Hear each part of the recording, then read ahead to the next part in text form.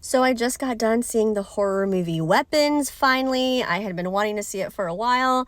And for my followers that are not super into horror, I mean, it is a horror movie, so it might be crossed off your list. But for me, not really being a horror movie person, I found this film very refreshing in the sense that it was a non-conventional horror film in the way of how the story was told and also some of those dark comedy elements. So Weapons follows a mystery of 17 children disappearing from a third grade classroom. Julia Garner plays the teacher, and only one student named Alex is left in the class. So I actually thought that the film was going to start off with maybe like 10 minutes or so of build up until the kids disappeared.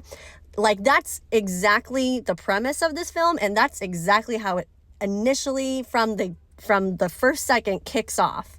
So I was actually surprised that it just like immediately went into the story that you're watching is not the story of the setup of these kids disappearing. It's the aftermath of all of that. And it does explore some interesting themes of how a town would deal with the grief of something like this happening. But what makes this film not as conventional as a generic horror film is that its core, it's a mystery. It's a mystery of trying to find out what happened to these 17 children.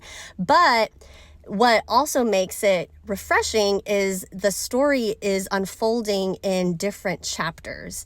So each chapter is a different point of view from a different character during different times in the film.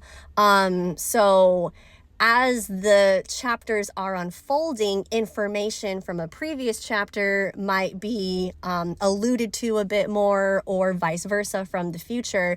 And all of these chapters then culminate into the final act where everything is starting to piece together from all of these different point of views.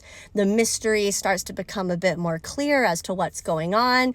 And I really loved that. There were some solid jump scares in here. I thought that Julia Garner's performance as the teacher was actually really like interesting and nuanced, and I think that she's one of the best actresses working today, and Josh Brolin always does a great job. This film is an original story from the director Zach Cregger, and I have not seen his previous film Barbarian, but now I kind of want to check it out because I heard that was really good. But I think he's really showing himself to be just a great writer and storyteller. And I believe he has like a comedic background, like he wrote comedy in the beginning of his career. So there are some comedic elements in this film, but I did find that the comedic elements were more heavy in the final act than they were like in the beginning of the film. I've heard some mixed criticism on the very end of the film in terms of like maybe it just wasn't what people were expecting, and for them it wasn't satisfying. For me, I thought it was satisfying. I thought that how it kind of all culminated together was to me a satisfying payoff, but I could see how maybe some people maybe weren't expecting what went down.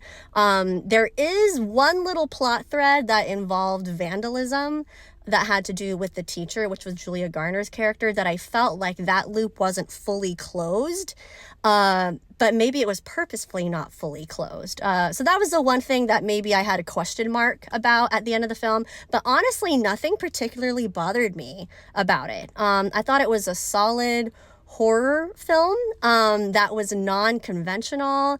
It was interesting to see the story unfold, and definitely one of the top films of the year that I have seen so far, in terms of like the chunk of films that I think are kind of like pushing the generics a bit.